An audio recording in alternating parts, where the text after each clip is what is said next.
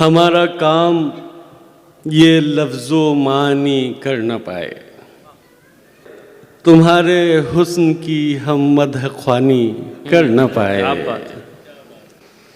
الاؤ بجھ گئے سب خاموشی سے جلتے جلتے، تیری موجودگی کو ہم کہانی کر نہ پائے۔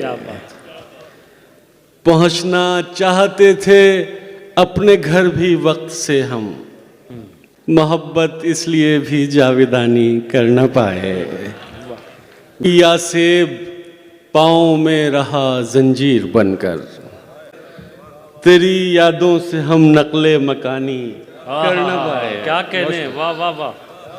کسی کو خود میں پا لینے کا مطلب شاعری ہے، یہ دیوانے ہی کر سکتے ہیں، گیانی کر نہ پائے۔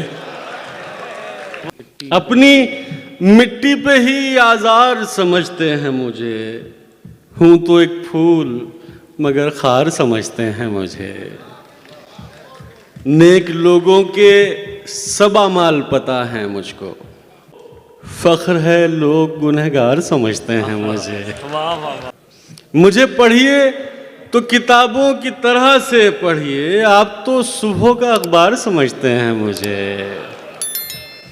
اور کہاں آسانی سے آتا ہوں سمجھ میں اس کی، کہاں آسانی سے آتا ہوں سمجھ میں ان کی، جو سمجھتے ہیں کئی بار سمجھتے ہیں مجھے۔ بھائی کیا بات ہے، بہت شکریہ۔